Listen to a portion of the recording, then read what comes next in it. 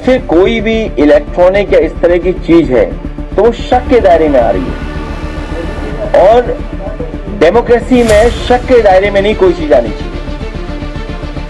EVM या electronic चीजें शक के दायरे में है। और अब तो गरीब भी जान गया कि जब स्मार्ट मीटर को मैनिपुलेट कर सकते हैं, दूर से उसको चलाया जा सकता है, स्मार्ट मीटर जब चलाया जा सकता है दूर से, तो ईवीएम को डिस्टर्ब नहीं कर सकते क्या? इसलिए जिस तरीके से इंग्लैंड ने कल वोट डाला है बैलेट से, उसके पक्ष में हम लोग रहेंगे। आज नहीं कल, साल लगे या सदी, हम लोग ईवीएम हटा करके रहेंगे। किसी कंप्यूटर से टाइप किए हुआ पेपर फॉर्म 7 भरा हुआ, जिसमें दस्तखत किए हुए नंदलाल निषाद के, वही था ना, और वो दस्तखत करना नहीं जानता है। बीजेपी वाले वोट कटवा रहे थे फॉर्म 7 भर करके समाजवादी पार्टी का, हम लोगों ने पकड़ा। कभी आपने पूछा जाके सरकार से सवाल है, इलेक्शन कमीशन से, कि भाई वो फॉर्म 7 भरवा रही थी बीजेपी, आपने क्यों कार्रवाई नहीं की किसी अधिकारी पर? दूसरा, एरवा कटरा में समाजवादी पार्टी के नगर अध्यक्ष के दस्तखत हरा करके समाजवादी पार्टी में वोट काट रहे थे, क्योंकि जिस एजेंसी को ये वोट कटवाने का फॉर्म 7 भरवाने का काम मिला था, उस एजेंसी को पता ही नहीं था कि नगर अध्यक्ष समाजवादी पार्टी का, जिसका वोट कट रहा है वो समाजवादी पार्टी का है। उन दोनों को मैंने यहां खड़ा किया था, अगर आपको याद हो, और वो उसका वोट बचा लिया था। इलेक्शन कमीशन और अखबार वाले आप लोगों ने इतनी सी खबर निकाली थी, इतनी सी, अगर आईसाइट कमजोर होती तो मिस कर जाते वो खबर भी। और इसी लखनऊ में, सरोजनी नगर में, दशरथ नियम जो कहता है, नियम और कानून जो कहता है कि आप इससे ज्यादा फॉर्म 7 एक दस्तखत से नहीं भरवा सकते हैं। 5 के अलावा आप नियम यही कहता है कि 5 ही आप ऑब्जेक्शन कर सकते हैं। लेकिन सोचिए कितने ऑब्जेक्शन कराए थे उन्होंने, कई 100। और मुझे खुशी इस बात की, कई पत्रकार साथी वहां पहुंचे थे, मौके पर बातचीत की थी, लेकिन उसके बाद क्या कार्रवाई की? मैंने 3 उदाहरण दिए आपको। 3 उदाहरणों पे अगर कोई कार्रवाई की गई हो तो बताओ इलेक्शन कमीशन को हम क्या माने? इसीलिए कहा मल्टीपल लेयर माफिया काम कर रहा है यहां पर। आपके पास 3 उदाहरण दिए मैंने, और कई हजारों के हम लोगों ने एफिडेविट दिए थे, जहां पर एफिडेविट देकर के ये बताया था कि 19 में था और 22 में उनका वोट काट दिया, वोटर लिस्ट से वोट हटा दिया।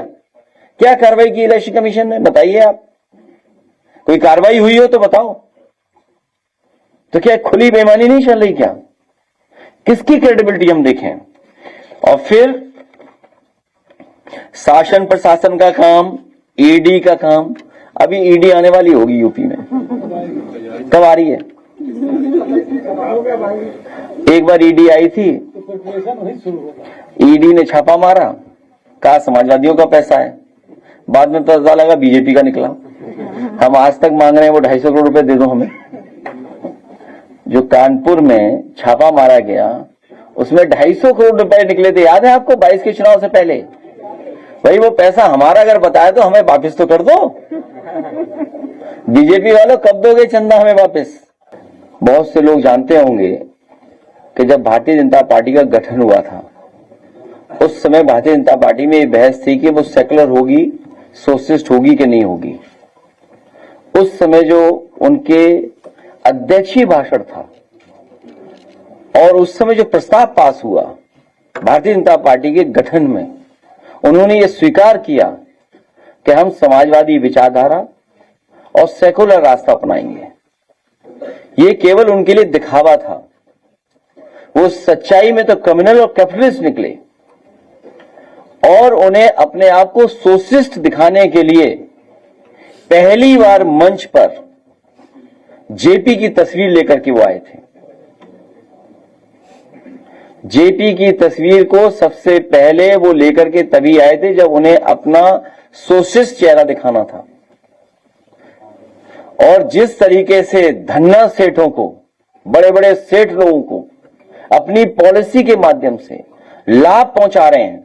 आज ही के अखबार में निकला है कि जो ऑयल कॉरपोरेशंस हैं या कंपनियां जो सरकार की हैं वो एक महीने में 30,000 करोड़ के घाटे पे जा रही हैं।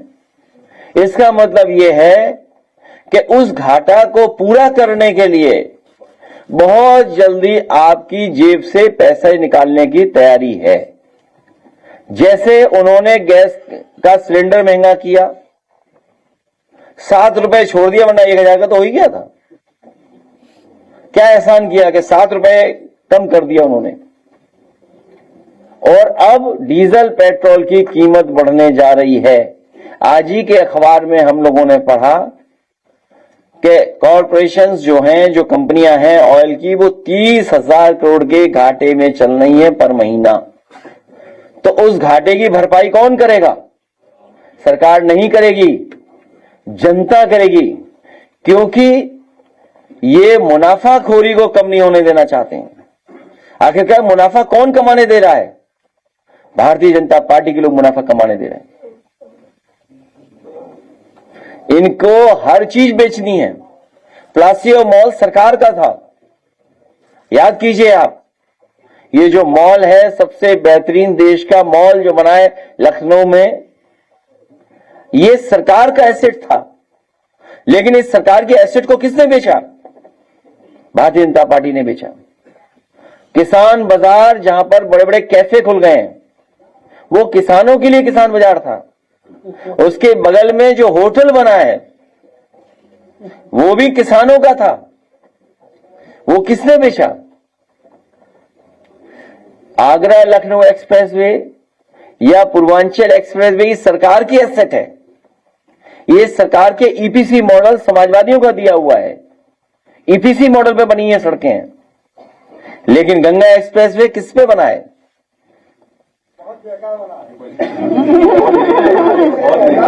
अरे अच्छे बुरे की बात नहीं कर रहे अभी बात कर रहे हैं एसेट किसके लिए क्रिएट किया है। तो ये भारतीय जनता पार्टी पूंजीवादी को बढ़ावा देती है। और चुनाव में जो खर्चा करते हैं ये गैंग है, गैंग उद्योगपतियों का, बीजेपी के लोगों का और कुछ हमारे अपने लोगों का, नहीं तो दिखाएंगे नहीं टीवी पर। ये सब मिलकर के गैंग बन गया है। बिजली का कारखाना, कितनी बार बताऊं, अंबेडकर नगर में 6 into super critical thermal plant Samajwadi सरकार में लगा। ललितपुर में 3 into 660 super critical thermal plant लगाया समाजवादी सरकार में। इसी तरह 3 into 660 super critical thermal plant लगाया एटा में, हरदुआगंज में, कानपुर में लगा, पनकी में, घाटमपुर में लगा 3 into 660 supercritical plant Neyveli lignite का। इसी तरह प्रयागराज में, मेजा में लगा, आपका हरदुआगंज लगा। उत्तर प्रदेश में सबसे ज्यादा कोयले से बनने वाली बिजली को बढ़ाया किसी ने? तो समाजवादी सरकार ने। और केवल इसके साथ साथ यही नहीं, कभी ट्रांसमिशन लाइन पे बात की सरकार ने? सबसे ज्यादा ट्रांसमिशन लाइन अगर किसी ने बिछाई जिस पर बिजली आ रही है वो समाजवादी सरकार में। उसके बाद सबसे ज्यादा सबस्टेशन बनाई किसी ने? तो समाजवादी सरकार ने। और तहसील स्तर पर नगर पालिका, नगर निगम या टाउन एरिया से फीडर सेपरेशन का काम, क्योंकि किसानों को अगर हमें ज्यादा बिजली देनी हो, गांव को ज्यादा बिजली देनी हो, उसके लिए फीडर सेपरेशन का काम अगर किसी ने किया तो समाजवादी सरकार ने किया। डिस्ट्रीब्यूशन का काम अगर किसी ने किया, समाजवादी ने किया। बताओ, तुम्हारे मुख्यमंत्री जी बात कर सकते हैं इस बात पर? तो बताओ, ट्रांसमिशन लाइन पे कितना कह देंगे? कौन सी ट्रांसमिशन लाइन पे कभी बात की उन्होंने? कभी सब स्टेशन के बारे में कहा हो? इतने बड़े बड़े प्लांट लगे, बताओ डबल इंजन की सरकार ने कोई नया प्लांट दिया हो, सस्ती बिजली उपलब्ध कराई हो? मुझे याद है जिस समय बनारस में धरने पे बैठ गए थे 2 बीजेपी के नेता, आज हमारे बीच नहीं है दोनों लोग। जब उनके साथ बातचीत हुई तो उन्होंने ये कहा कि हम ये चाहते हैं कि प्रधानमंत्री का क्षेत्र हो गया है तो इसमें बिजली 24 घंटे आ जाए। तो मैंने उससे निवेदन किया कि जब देश में प्रधानमंत्री यूपी से बने हैं तो यूपी का बिजली का कोटा बढ़ा दें जिससे सस्ती बिजली उपलब्ध हो जाए। लेकिन आज तक बिजली का कोटा नहीं बढ़ाया। इन्होंने कोटा नहीं बढ़वाया, ना बिजली बनाई, केवल स्मार्ट मीटर लगा दिए। इन्होंने स्मार्ट सिटी के नाम पर जो पैसा लूटा, लखनऊ में 2 मजदूर सेप्टिक टैंक में गए, दोनों की जान चली गई। बताइए, ये स्मार्ट सिटी है इनका। और इन्होंने जो स्मार्ट मीटर लगाए, हम बधाई देना चाहते हैं उन महिलाओं को, माताओं को, जिन्होंने उठा करके फेंक दिए sir smart meter. Noida airport पर, जेवर एयरपोर्ट पर वहां के विधायक है ठाकुर वीरेंद्र सिंह, उन्होंने सवाल खड़े किए हैं। कहा है कि जब दिल्ली का किराया 3600-4300 के बीच है तो 5700 के टिकट पर कौन सवारी करेगा, और इसके अलावा वहां तक एयरपोर्ट तक जाने के लिए सड़कें भी बेहतर नहीं है। उन्होंने सीएम को लेटर भी लिखा है। अच्छा, वो अंतर्राष्ट्रीय एयरपोर्ट है, वहां से लंदन जाती है, ज्यूरिक कंपनी ने बनाया, ज्यूरिक हवाई जहाज जाता तो बात बनती। वहां से हवाई जहाज कहां आ रहा है? नहीं, कहां आना है बताइए आप। बनाए इंटरनेशनल एयरपोर्ट, और हवाई जहाज कहां आ रहा है? नोएडा से लखनऊ। और वो भी अगर शिकायत हो गई हो तो बताइए कब आएंगे पैसेंजर उसमें? ये जो उद्घाटन हुआ, ये बेचने के लिए उद्घाटन हुआ है। ये एयरपोर्ट बेचा जाएगा। लखनऊ में जो समाजवादी पार्टी के कार्यकर्ता, और ये जो मीटर है, सुनने में आए मीटर को दूर से ही डिस्टर्ब किया जा सकता है। स्मार्ट मीटर, इसको रिमोट से या किसी और माध्यम से, मतलब स्मार्ट मीटर अगर कर सकते हैं लोग, तो ईवीएम नहीं कर सकते क्या? बताओ, स्मार्ट मीटर को जब ये गड़बड़ कर सकते हैं, अब तो कोई कंफ्यूजन नहीं है ना। कल ही इंग्लैंड ने वोट डाले, बैलेट से वोट डाले, तो बैलेट से क्यों नहीं वोट पड़ सकता? ये बात तो उन्होंने याद दिला दी। और फिर कोई भी इलेक्ट्रॉनिक या इस तरह की चीज है तो वो शक के दायरे में आ रही है, और डेमोक्रेसी में शक के दायरे में नहीं कोई चीज आनी चाहिए। ईवीएम या इलेक्ट्रॉनिक चीजें शक के दायरे में है। और अब तो गरीब भी जान गया कि जब स्मार्ट मीटर को मैनिपुलेट कर सकते हैं, दूर से उसको चलाया जा सकता है। स्मार्ट मीटर जब चलाया जा सकता है दूर से, तो ईवीएम को डिस्टर्ब नहीं कर सकते क्या? इसलिए जिस तरीके से इंग्लैंड ने कल वोट डाला है बैलेट से, उसके पक्ष में हम लोग रहेंगे। आज नहीं कल, साल लगे या सदी, हम लोग ईवीएम हटा करके रहेंगे।